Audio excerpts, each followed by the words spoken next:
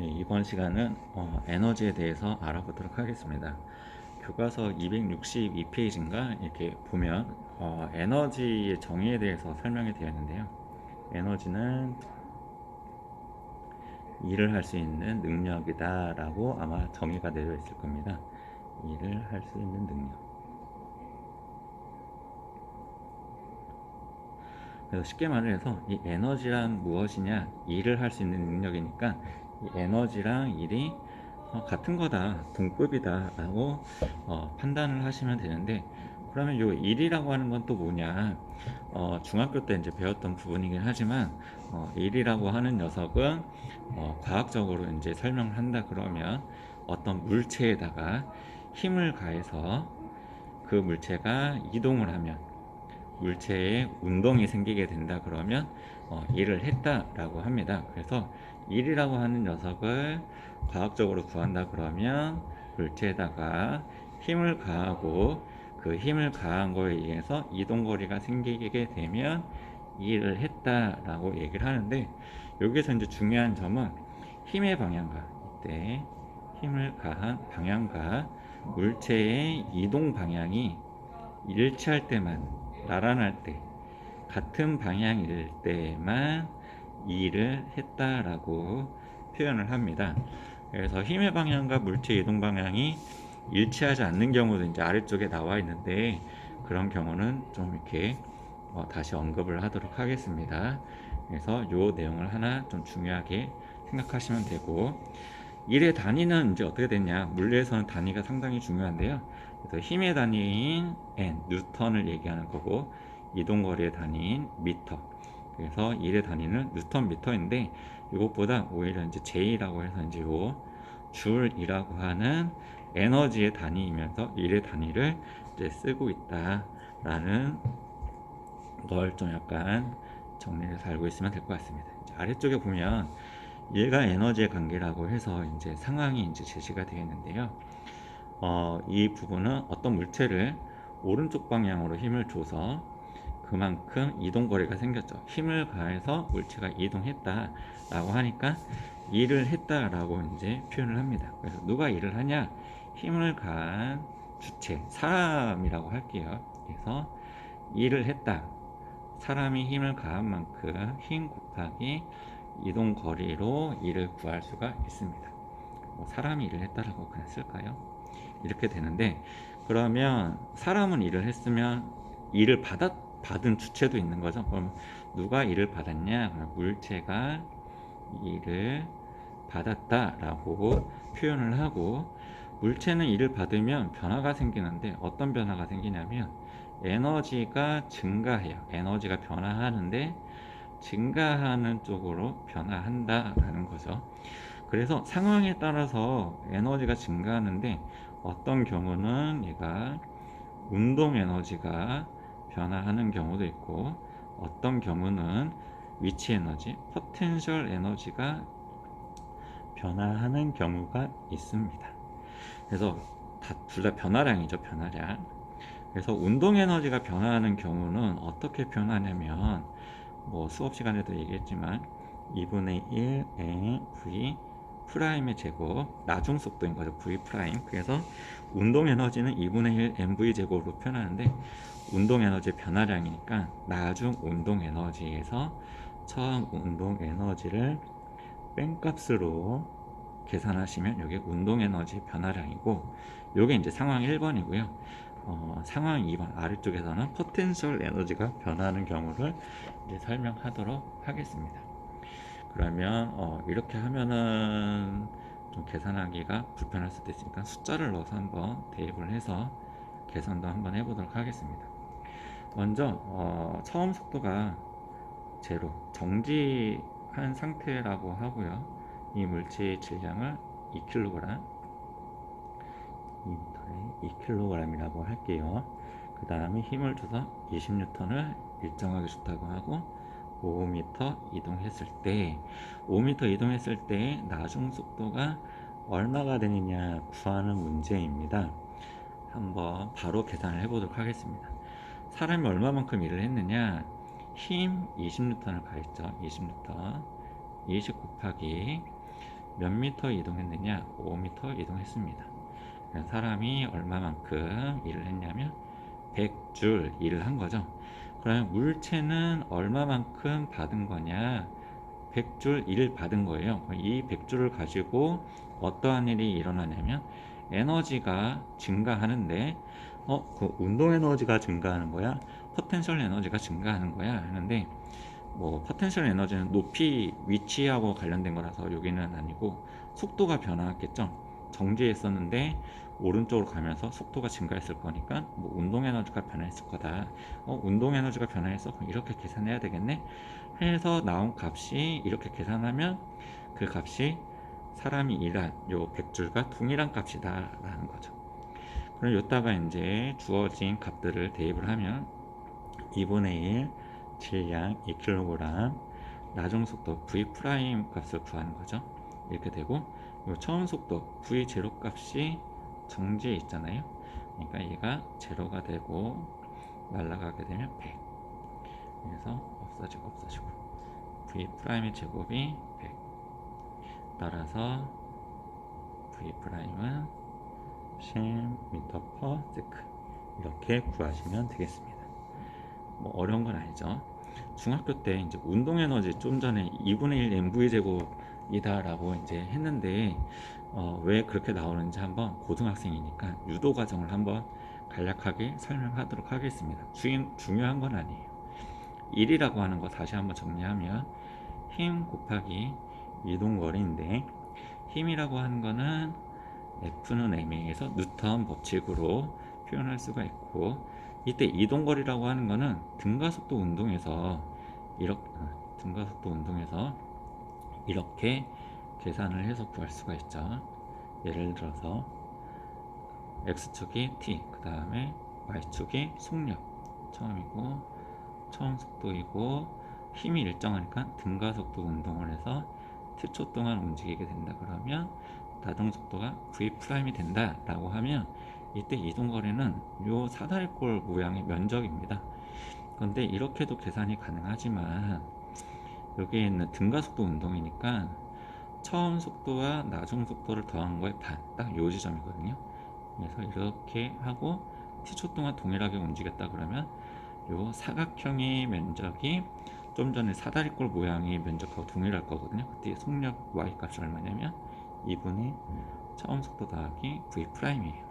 그래서 이렇게 등가속도 운동에서는 평균 속도가 처음 속도 더하기 나중 속도를 2로 나누면 되는 거죠. 그래서 이동거리를 사각형으로 표현한다 그러면 2분의 v0 플러스 v' 곱하기 x값 t가 되죠.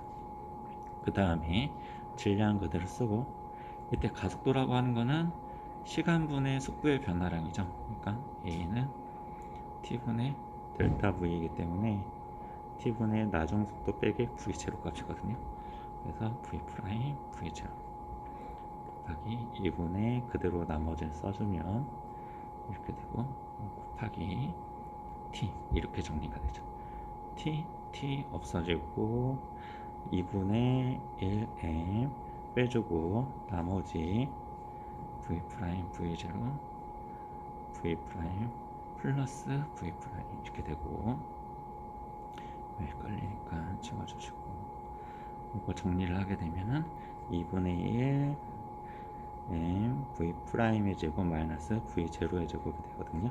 그러니까 최종적으로 2분의 1 m v'의 제곱 마이너스 2분의 1 m v0의 제곱이 됩니다. 즉 여기 맨 위에서 1이라고 하는 녀석을 약간 형태만 바꿨더니만 운동 에너지의 변화량 꼴로 나타나더라 하는 결론을 얻을 수 있습니다.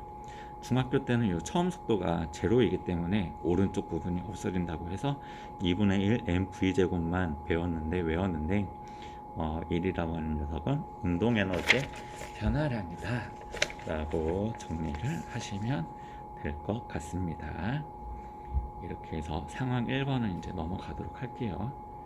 괜찮죠? 이제 상황 2번.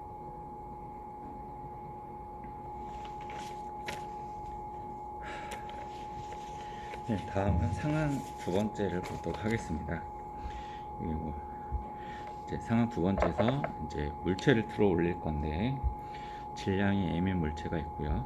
이 물체를 등속으로 올릴 때, 그러니까 이 물체가 위쪽 방향으로 뭐 예를 들면 뭐 1m/s의 속력을 이미 갖고 있다라고 가정을 한번 해봐도 될 것 같아요. 등속이라고 하는 소리는 어떤 힌트를 주는 거냐면, R자 힘이 제로일 때를 얘기하는 거거든요. R자 힘이 제로다. 그러니까 즉 이 물체는 힘을 가하지 않아도 아래 방향으로 mg만큼의 중력이 이제 이미 작용을 하고 있는 거고, 위쪽 방향으로 사람이 힘을 가해서, 사람이라고 할까요? 사람이 힘을 가해서 이 물체를 여기 위쪽까지 들어 올릴 건데, 이 사람이 얼마만큼의 힘을 줘서 들어 올리느냐, 등속으로 들어 올린다, R자임이 제로다, 근데 중력이 mg다. 그러면 사람이 얼마만큼의 힘이 작용해야 되냐, 중력과 동일한 mg만큼의 힘을 작용해야 이 물체가 등속으로 움직인다는 거죠. 등속, R자임이 제로, 가속도가 없는. 그래서 힘이 제로인데 어떻게 움직일 수가 있죠? 뭐 이렇게 물어보는 친구들이 있는데, 이미 움직이고 있는 상황이라고 하면 R자임이 제로일 때 원래의 속도를 유지하더라, 뭐 관성의 법칙을 좀 떠올렸으면 좋겠습니다. 그래서 물체를 등속으로 올릴 때라는 소리는 중력과 동일한 방향으로 사람이 위쪽으로 힘을 가하고 있다 라는 거고, 그러면 사람이 한 일은 얼마냐 구해볼게요. W는 힘 곱하기 이동거리 S니까 이때 힘이 얼마냐, mg만큼 일을 했고요. 그 다음에 이동거리가 얼마냐, h만큼 올라갔죠. 그래서 사람이 mg h만큼 일을 했습니다. 그러면 물체가 받은 일은 얼마냐, 사람이 일한 만큼 고스란히 일을 받게 되는 거고, mg h만큼 일을 했으니까, 일을 받았으니까 이 물체는 어떠한 일이 생기느냐, 에너지가 변화하게 되더라. mg h만큼 에너지가 변화하는데 구체적으로는 증가하는 방향 쪽으로 이렇게 변하더라 라는 거죠. 그리고 이때 올라가는 이 mgH를 포텐셜 에너지라고 하죠. 포텐셜 에너지. 이거를 보통 EP로 쓰죠. EP. 그 다음에 운동 에너지는 위에서 적어줘야 되는데, 운동 에너지는 카이네틱 에너지라고 해서 이 K로 보통 쓰죠. 이 정도만 하고 정리를 하면 될 것 같긴 한데, 이 운동 에너지 말고 포텐셜 에너지도 왜 MGH가 나오는지 한번 더 일반적인 경우를 한번 가지고 정리를 한번 해보도록 할게요. 여기 가운데 있는 그림은 그냥 생략을 하도록 하겠습니다. 이 물체가 이 위치에 있으면 얼마만큼의 에너지를 가지고 있느냐, 이미 이 위치에는 mgH만큼의 에너지를 가지고 있기 때문에 얘가 떨어져서 바닥에 도착하게 된다 그러면 얼마만큼의 에너지를 발휘할 수 있느냐, 또는 얼마만큼 일을 할 수 있느냐, 얘가 가지고 있는 에너지만큼 뭐 일을 할 수 있다, 뭐 이런 개념인데, 뭐 헷갈릴 수도 있으니까 그냥 생략하고 넘어가도록 할게요. 상황 두 번째에 더 일반적인 경우를 이제 설명을 한번 해보도록 하겠습니다. 무슨 소리냐면, 어떤 바닥 높이에 질량이 m인 물체가 있고,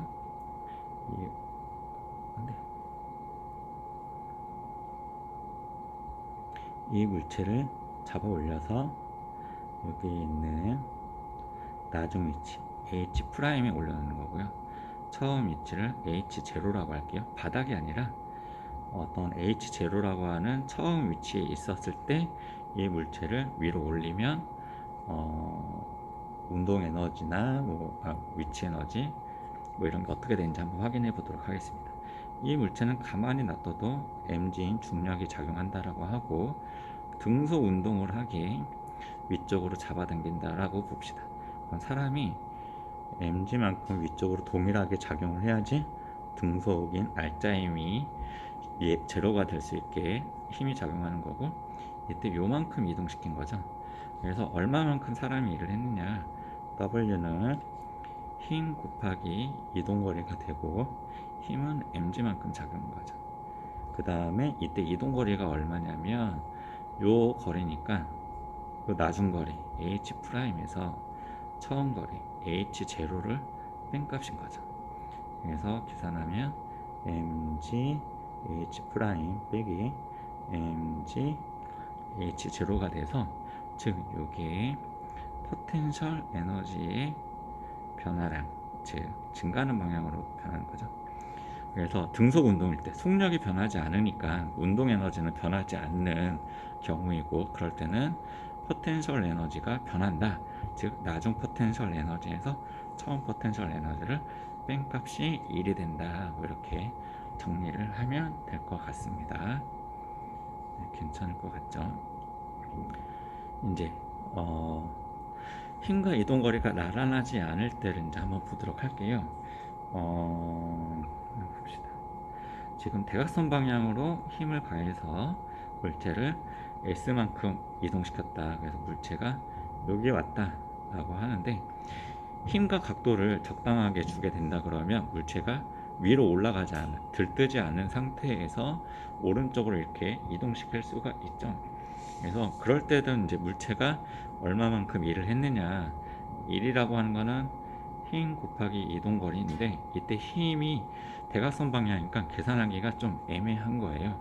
그래서 요거를 이제 설명을 할 건데, 이때 대각선 방향의 힘을 계산하기 편한 방법으로 요거를 x 방향과 y 방향으로 나눌 수가 있습니다.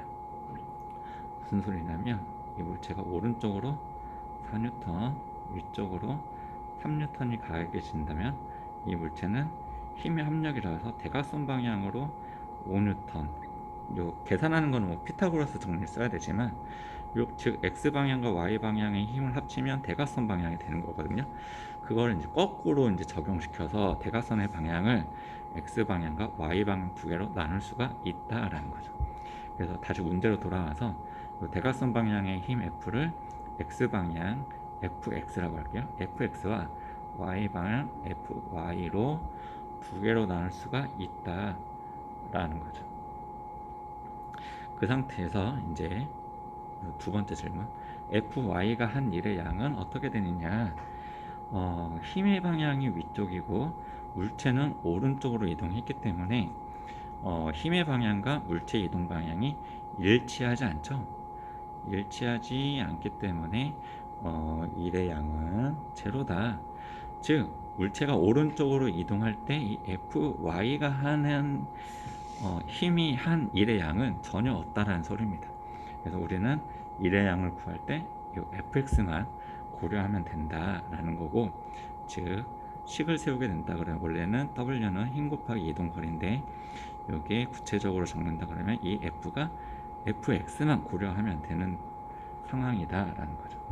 그럼 이때 fx라고 하는 값은 요거 예를 들어서 여기 사이각을 세타라고 한다 그러면 빗변하고 밑변 관계이기 때문에 코사인 세타는 빗변 f분의 밑변 fx가 되고, 따라서 제가 구하고 싶어하는 fx는 이항시키게 된다 그러면 f 코사인 세타가 됩니다. 그래서 요거를 이쪽으로 대입을 해주는 거죠. 정리한다 그러면 f 코사인 세타 곱하기 이동거리가 되죠. 그래서 요게 이제 일반적인 식이 되는 거고요. 만약 여기서 이제 숫자를 대입을 하게 된다 그러면, 예를 들어서 대각선의 방향을 힘을 10N, 이때 이동거리를 2m, 이때 각도를 60도라고 한다 그러면 힘 10N 곱하기 코사인 60도가 되죠. 그러니까 코사인 60도는 2분의 1, 이동거리 2m. 그래서 한 일의 양은 10줄, 이런 식으로 계산을 하시면 되겠습니다. 코사인 사인 관련돼서는 수업 시간에도 하기도 했는데, 혹시나 다시 한번 설명이 필요하다라고 하면은 한번 수업 시간에 질문하면 좀 구체적으로 다시 설명을 해 드리도록 하겠습니다.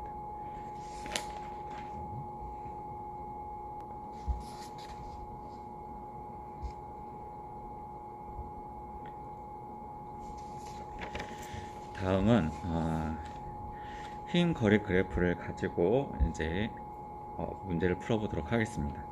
마찰이 없는 수평면에 정지한 물체에 2N의 힘이 일정하게 작용할 때, 이렇게 나와 있죠. 문제에서는 항상 정지에 라는 말이 나오면 이제 좋은 힌트를 하나 주는 거죠. 처음 속도가 제로라는 거를 이제 알려주는 거니까 뭐 이렇게 보면 되고, 오른쪽에 이제 처음 보는 그래프가 나오는데 1학기 때는 이제 x축이 보통 시간, 그 다음에 y축이 뭐 속력, 거리, 뭐 가속도 뭐 이런 것들 나왔는데요. 가장 특이한 게 x축이 거리가 나왔죠. 이제 한번 의미 파악을 할 건데, 그래프가 나오면 항상 두 가지가 중요하다고 했었습니다. 기울기가 중요하고 두 번째가 면적이 중요하다고 했는데, 이 그래프에서는 기울기를 이제 파악하진 않고요, 면적만 한번 알아보도록 하겠습니다. 면적은 이게 사각형 모양이니까 면적 구하는 방법, 면적은 뭐 간단하죠. 가로 곱하기 세로로 구하시면 되고, 가로가 의미하는 게 뭐냐면 거리다. 거리 S가 되겠죠. 거리 S 곱하기 세로가 의미하는 거 힘 F가 되는 거죠. 힘 F. 그래서 힘 곱하기 이동거리 FS, 요게 아까 앞에서 다뤘던 게 뭐죠? 1W를 얘기하는 거죠. 그래서 동그라미 1번에 그래프에서 면적이 의미하는 건 뭐냐, 2를 의미한다. W 2를 의미한다 라는 거. 동그라미 2번에 그래프에서 물체가 4m 이동하는 동안 받은 일은, 즉 요 면적을 구하라는 소리겠죠.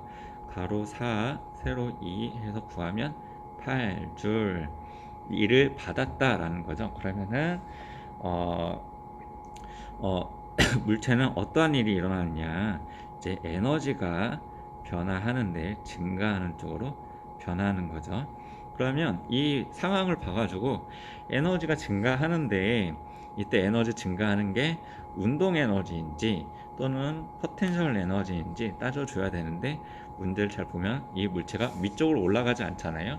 그러니까 속도만 변하는 거니까 뭔가 운동 에너지의 변화를 이제 물어볼 거고, 물체가 4m 이동했을 때 이때의 속력은 얼마냐 그걸 묻는 거니까, 계산을 하면 8줄 받은 것 같다가 에너지가 변화하는데 이때는 운동 에너지일 거다. 그래서 2분의 1 m v 프라임의 제곱, 나중 운동 에너지에서 처음 운동 에너지를 뺀 값이 얼마가 돼야 되냐, 8이 돼야 된다, 뭐 이 소리죠. 근데 처음에 문제에서 정지 있었다고 하니까 처음 속력이 제로예요. 즉 여기 v 제로 값이 제로인 거지. 얘가 다 0으로 날아가고, 정리하면 2분의 1 질량이 1kg 곱하기 v 프라임의 제곱, 나중 속도를 구하는 값이고 얘가 8이야. 그러면 v 프라임의 제곱은 16, 따라서 나중 속도는 4m/s가 되더라. 이런 식으로 구하시면 되겠습니다. 어려운 내용은 아닐 거라고 생각을 합니다. 그 다음에 1 에너지 정리라고 이렇게 나와 있는데, 여기 1 에너지 정리라고 되어 있는데 대단한 건 아니고요. 칸이 없어서 오른쪽에 다 정리를 할게요. 1이라고 하는 것 자체는 물체가 1을 받으면 물체가 뭐 아까 상황 1에서 봤듯이 운동 에너지가 변하는 경우도 있고 포텐셜 에너지가 변하는 경우도 있었어요. 하지만 정확하게는 운동 에너지도, 굳이 왜 안 적히지?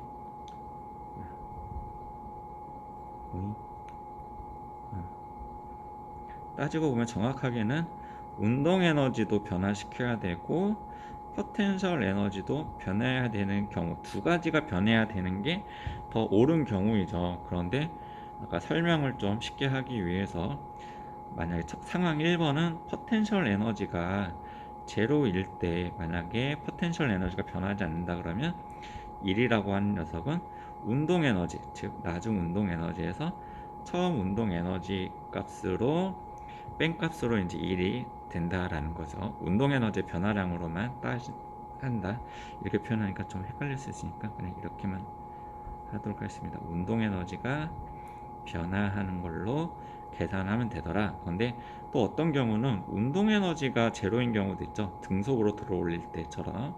그럴 때는 이 1이라고 하는 녀석이 포텐셜 에너지가 변화하는 경우로만 쓰이더라 라는 거죠.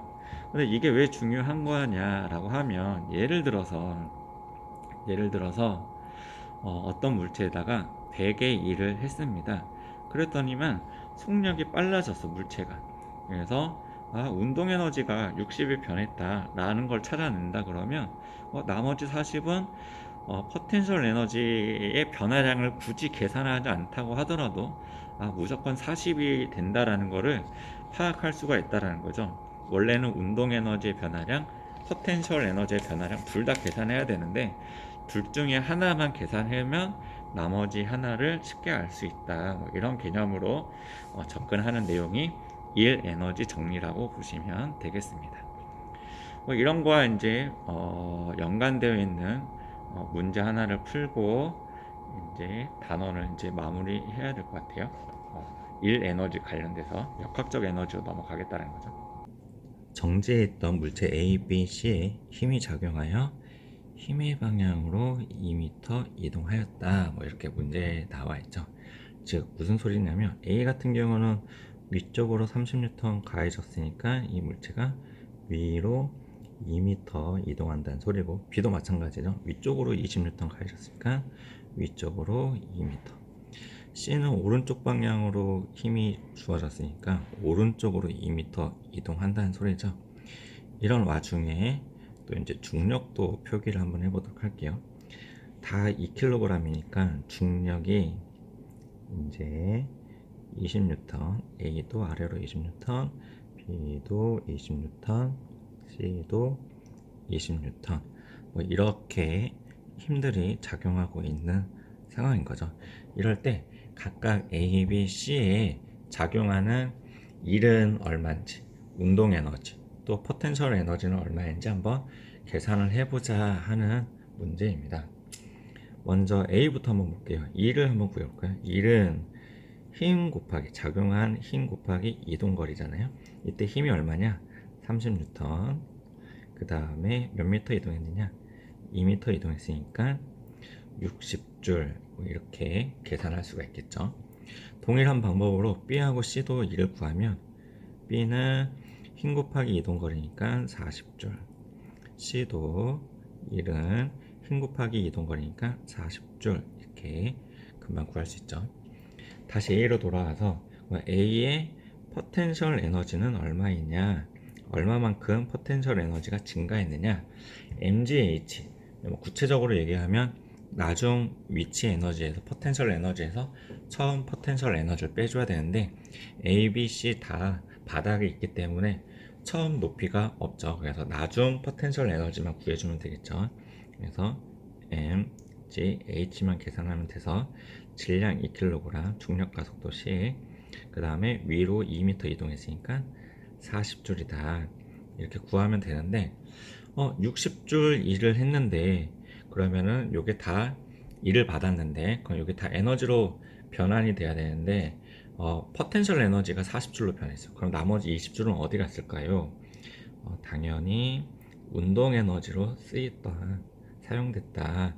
원래 운동 에너지 하면 2분의 1 mv 제곱해서 막 계산을 해야 되지만 그런 거 없이 그냥 단번에 1 에너지 정리를 사용해서 이렇게 계산을 쉽게 할 수 있다라는 걸 알려주는 거죠. B하고 C도 마저 적어 보도록 할게요. 이때 B의 포텐셜 에너지는 mgh니까 40줄 되겠죠. 2kg 위로 20, 2m 이동했으니까. 그러면 운동 에너지는 0줄, 제로가 될 거고, 이때 포텐셜 에너지, C의 포텐셜 에너지는 물체가 위로 가지 않았으니까 포텐셜 에너지는 변화하지 않았겠죠. 그러니까 고스란히 1이 운동 에너지로 쓰여서 40줄. 뭐 이런 식으로 해서 요 결과들만 잘 정리를 하면 뭐 문제 푸는 데는 어렵진 않을 거예요. 이제 하지만 여기에서 이제 하나 더 추가를 해서 이제 진행을 해 보도록 하겠습니다.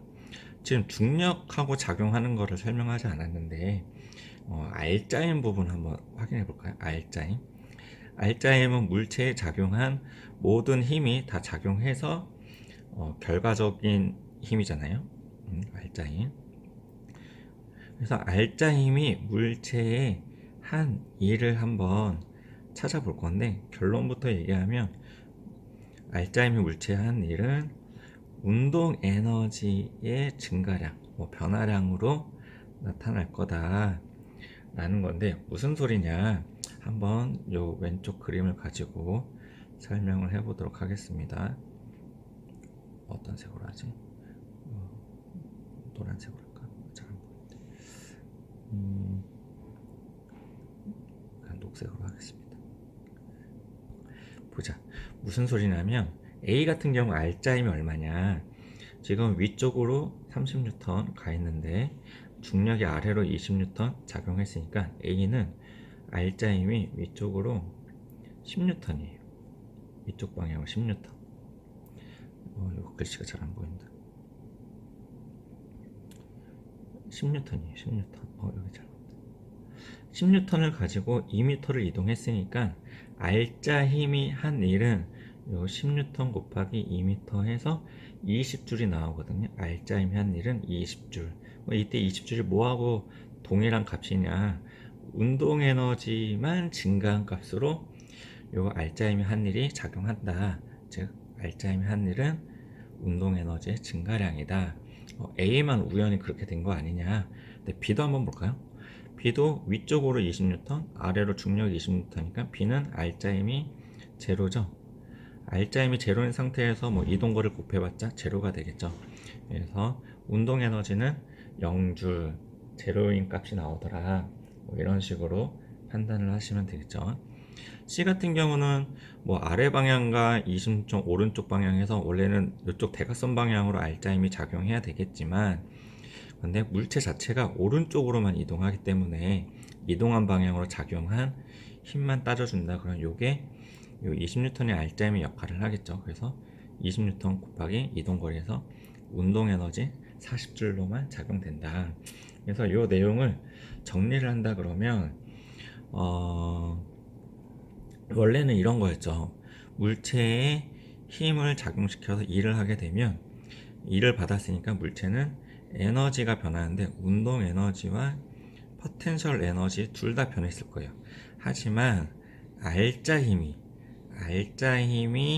한 일은 운동 에너지만 변화시킨다, 증가시킨다. 이렇게 정리를 해주면 될 것 같습니다. 뭐 굳이 이 내용을 몰라도 상관없긴 한데, 이 앞에 있는 내용만 하면 되는데, 이 내용은 뭐 좀 약간 난이도 있는 문제를 풀 때 활용되긴 하겠지만, 뭐 물리 1, 2 정도 돼야 그런 문제들을 아마 접하지 않을까. 여러분들 아마 접하는 경우는 아마 적을 것 같아요. 뭐 이렇게 되는 거를 이제 좀 약간 수식으로 유도를 한번 해보도록 하겠습니다. 이 내용도 뭐 크게 중요한 건 아닌데, 그래도 좀 왜 결과를 수식으로 판단을 해야 뭐 있어 보이잖아요. 그래서 한번 보자.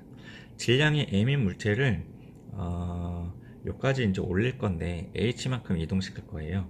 그때 위쪽으로 힘이 F 작용하고 아래쪽으로 중력 mg가 작용하고 있죠. 이럴 때 힘이 중력보다 크다라고 가정해 봅시다. 중력보다 크다. 그럴 때 이제 먼저 물체를 위로 이동시켰을 때 2를 한번 구해볼까요? 1이라고 하는 거는 힘 곱하기 이동거리가 되겠죠. 이때 이동거리는 h.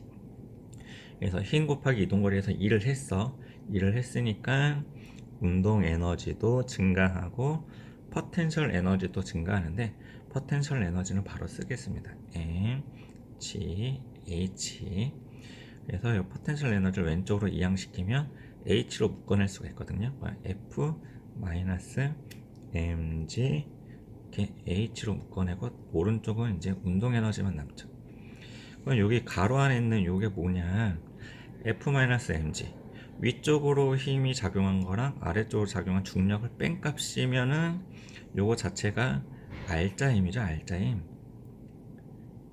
R자 힘에다가 이동거리 h를 곱했더니면 그게 뭐하고 동일하냐, 운동 에너지의 변화량으로 되더라. 즉 R자 힘이 물체한 일은 운동 에너지의 증가량으로만 나타난다. 이렇게 정리를 할 수 있을 것 같습니다. 이렇게 해서 다음은 이제 역학적 에너지 보존 법칙으로 넘어가 보도록 할게요. 이제 다음 주제로 이제 역학적 에너지 보존 법칙을 살펴보도록 하겠습니다. 역학적 에너지는 이제 중학교 때 많이 다뤘던 내용이고 이제 기억을 잘 할 수 있을 것 같아서 간단하게만 얘기를 해보도록 할게요. 역학적 에너지는 여기 표시가 되어 있는 것처럼 운동 에너지하고 포텐셜 에너지를 더해서 역학적 에너지라고 하죠. 그리고 그 값이 항상 일정하기 때문에 역학적 에너지 보존 법칙이다 라고 하는데, 이 역학적 에너지를 설명할 때 가장 많이 쓰이는 예시가 롤러코스터 얘기를 많이 하죠. 예를 들어서 이제 뭐 잠실 롯데월드나 뭐 에버랜드 갔을 때 롤러코스터 탄다라고 한번 가정해 봅시다. 그래서 높은 곳에 올라가기 위해서 덜덜덜덜 올라가서 가장 높은 곳에 최고 높이에 올라가서 이제 떨어질 준비를 하는 거죠. 근데 최고 높이에 올라가면 이제 겁주기 위해서 순간이라도 이제 정지한 상태가 되는 거지. 그래서 요 위치에 있을 때, 역학적 에너지를 예를 들어서 역학적 에너지가 100이다 라고 가정을 하면, 이때 에너지는 운동 에너지하고 포텐셜 에너지를 더해야 되는데, 최고 높이 순간 정지에서 이제 출발할 때쯤에 속도가 제로니까 운동 에너지 2분의 1 mv 제곱인 운동 에너지 값은 제로가 되는 거고요. 그러면은 이때 포텐셜 에너지 높은 곳에 mgh 값인 포텐셜 에너지가 100을 가지게 된다, 뭐 이런 내용입니다. 그런 상태에서 이 롤러코스터가 이제 출발을 하게 된다 그러면 떨어지는 와중에 가속을 해서 점점 빨라지겠죠. 속도가 빨라지니까 이때 운동 에너지가 당연히 증가를 할 거고, 예를 들어서 그래서 운동 에너지가 60이 됐다 라고 하면, 이때는 높이가 최고 높이였지만 지금은 높이가 줄어들었죠. 그래서 mgh 값이 줄어들 겁니다. 그러면 값이 얼마가 되느냐, 40이 될 텐데, 이때 60이 늘어난 만큼 이때는 60이 줄어들어서 요 운동 에너지와 포텐셜 에너지가 더해진 역학적 에너지는 요 위치에서도 여전히 100의 값을 갖는다 라고 하는 게 역학적 에너지 보존 법칙이죠. 그래서 요 100 일정한 값을 갖는다, 뭐 이런 소리입니다. 바닥에 도착했을 때도 한번 볼게요.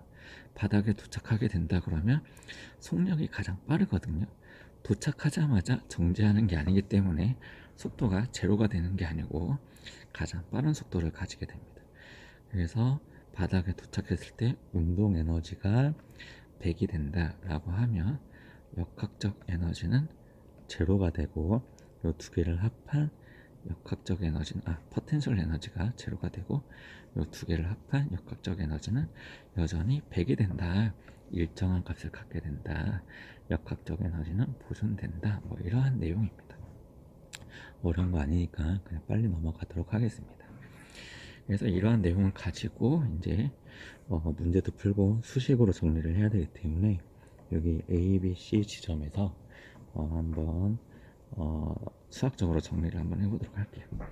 여기 있는 왼쪽에 있는 그림은 질량이 m인 물체를 요 A 위치에서 가만히 떨어뜨렸을 때, 가만히 놓았을 때라는 거는 처음 속력이 정지해 있는 상태, 처음 속력이 제로인 상태를 얘기하는 거고, 떨어뜨리게 된다 그러면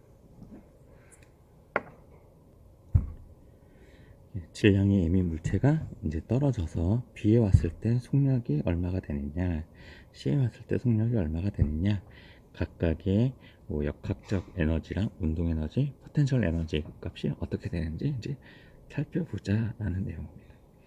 먼저 동그라미 1번부터 볼게요. 여기 칸이 좀 좁아서 여기 위쪽에다가 이제 필기를 좀 하도록 하겠습니다. 첫 번째, A 지점에서의 역학적 에너지이기 때문에 역학적 에너지는 운동 에너지 더하기 포텐셜 에너지죠. 포텐셜 에너지. 그래서 운동 에너지 값은 2분의 1 mv 제곱, 포텐셜 에너지는 mgh인데 지금 A 지점이 처음 속도가 제로이기 때문에 속력이 제로가 되죠. 얘가 0으로 다 날아가 버리고 남는 거는 요 녀석만 남아서 역학적 에너지는 mgh가 될 겁니다. 그러니까 2번의 B 지점에서도 역학적 에너지가 mgh, C에서도 역학적 에너지가 mgh가 되겠죠. 두 번째 것도 한번 볼게요. B 지점에서의 역학적 에너지도 마찬가지. 운동 에너지 더하기 포텐셜 에너지이고, 운동 에너지는 2분의 1 속도의 제곱인데 B 지점에서의 속도가 V'이죠. V'이라서 V'의 제곱 더하기 mg h, B 지점의 높이는 H'이고, 이게 더해진 값이 역학적 에너지는 일정해야 되니까 이 값이 mg h가 돼야 된다 라는 내용이죠. 세 번째도 한번 빠르게 해볼게요. 운동 에너지는 이렇게 포텐셜 에너지 더해서 하는 건데, C 지점은 바닥에 와 있으니까 포텐셜 에너지가 없어요. 그래서 운동 에너지만 따져주면 되는데 2분의 1 m 속력이 바닥에 왔을 때 속력이 V 프라임의 제곱이 요 값이 mgh가 되더라. 그래서 A 지점, B, C 지점의 각각의 운동 에너지, 포텐셜 에너지, 역학적 에너지가 얼마가 되는지 이제 표기를 한 거고요. 요걸 가지고 이제 숫자를 대입을 해서 한번 계산을 해 보도록 하겠습니다. 그래서 요때 질량을 1kg이라고 하고, B 지점의 높이를 5m, A 지점의 높이를 10m라고 할 때 요 B의 속력, 그 다음에 C의 속력이 얼마냐, V 프라임이 얼마냐, V 프라임이 얼마냐, 요걸 한번 구해보자 라는 소리죠. 여기 있는 동그라미 1, 2, 3번에다가 이제 대입을 하면 됩니다. 바로 한번 대입을 해볼게요. 여기부터 질량이 1이고 중력과 속도시, 높이가 A 지점의 높이가 10m니까 계산하면 역학적 에너지가 100줄, 그래서 B에서의 역학적 에너지도 100줄, C에서의 역학적 에너지도 100줄이다 라는 거를 구할 수 있습니다. 그럼 B 지점에서도 한번 넣어보도록 할게요. 2분의 1 질량 1, 그 다음에 속도 프라임의 제곱 더하기 질량 1 중력과 속도시 B 지점의 높이가 요거죠. 그래서 이렇게 계산된 값이 100줄이 돼야 된다는 거죠. 이렇게 해서 계산하면, 요거 계산하면 넘어가면 50이 되고, 그래서 결론적으로 다 잘 계산하시면 아래쪽에다 쓸게요. 2분의 1 V 프라임의 제곱이 50이 되고, V 프라임의 제곱이 100, 따라서 V 프라임은 10m/s가 됩니다. 이게 10m/s 이렇게 구하시면 되겠죠. 이렇게 치울게요. 그 다음에 이제 C1 보겠습니다. 2분의 1 질량 1 곱하기 V 프라임의 제곱, C 지점에서의 속도고 요 값이 100이 돼야 되는 거죠. V 프라임의 제곱이 200, 따라서 V 프라임의 제곱은 V 프라임은 10 루트 2 m/s 이런 식으로 계산을 하면 됩니다. 그래서 A, B, C 지점의 역학적 에너지를 잘 풀어서 정리를 하면, 문제에서 주어진 힌트를 그냥 잘 대입만 하시면 연산 과정이 좀 길 뿐이지 어려운 문제는 아니라고 생각이 됩니다. 이제 뒤로 넘어가도록 할게요.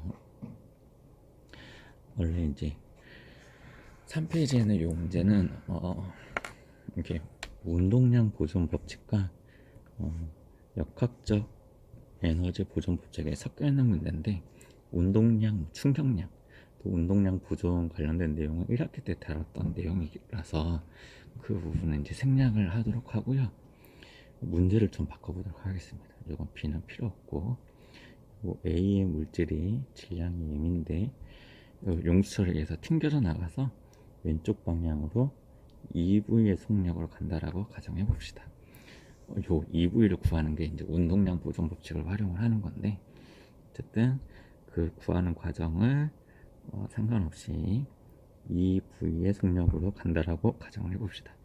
그러면은 요 바닥에 있을 때 역학적 에너지랑 이제 최고 높이를 구하는 거기 때문에, 이제 최고 높이가 뭐 여기라고 한번 해봅시다. A 지점 최고 높이에 왔을 때의 역학적 에너지가 같다라는 걸 활용을 해서 최고 높이 h라고 한다 그러면 이 값을 구하는 게 관건이에요.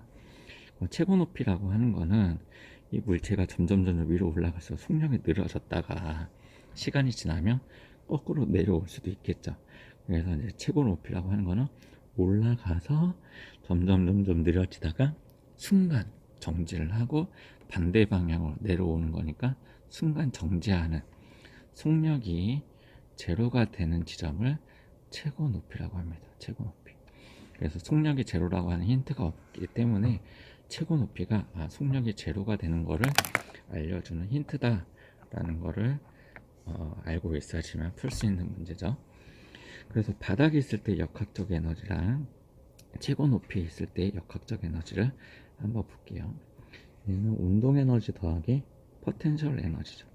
근데 바닥에 있기 때문에 얘는 포텐셜 에너지는 제로가 되고 운동 에너지 2분의 1 m v 제곱인데 지금 속력이 2v죠. 그래서 2v의 제곱 계산하면 2m v의 제곱이 되는 거고 요 값이 역학적 에너지가 되겠죠.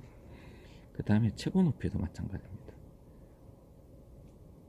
최고 높이에서도 운동 에너지랑 포텐셜 에너지를 더한 게 역학적 에너지인데 최고 높이에서는 속력이 제로가 되기 때문에 운동 에너지 값이 제로가 돼요. 그러면은 질량 m, 중력과 속도 g, 그 다음에 최고 높이 h 값 이렇게 구한 게 얘도 역학적 에너지가 되죠. 그래서 2m v 제곱이 mg h랑 같다 라고 해서 질량 없어지고 h를 구하는 문제죠. 따라서 h는 요거 왼쪽으로 이항하게 된다 그러면 g분의 2v 제곱. 그래서 정답은 4번이 된다. 이런 식으로 계산을 하면 되겠습니다.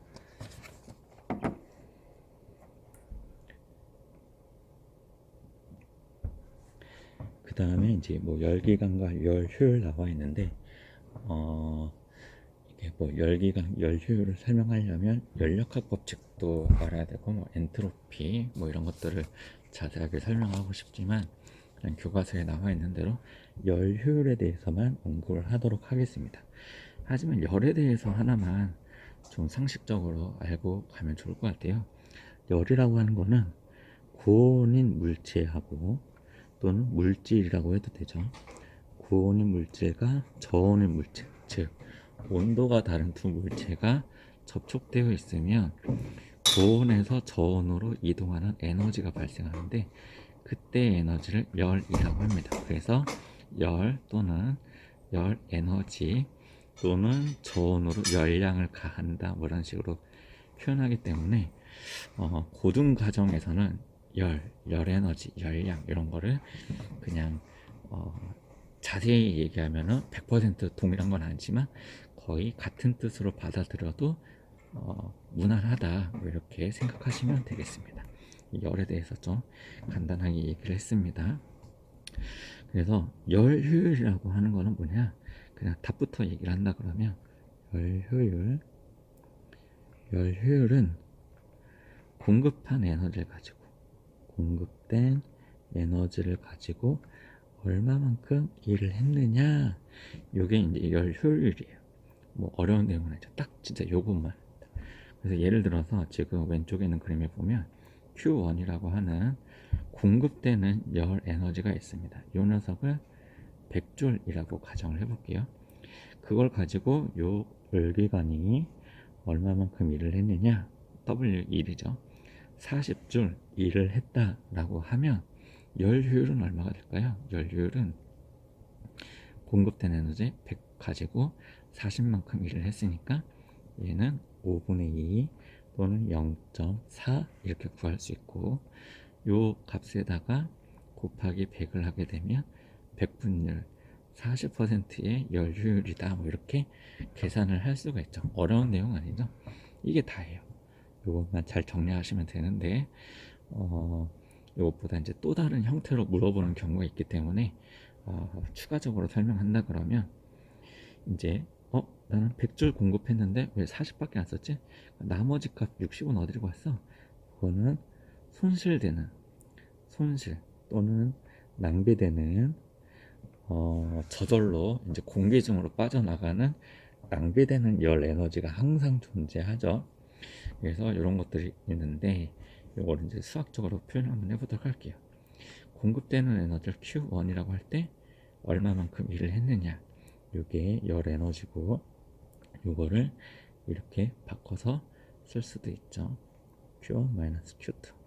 왜 그러냐면 100 공급해서 41하고 60 낭비된다.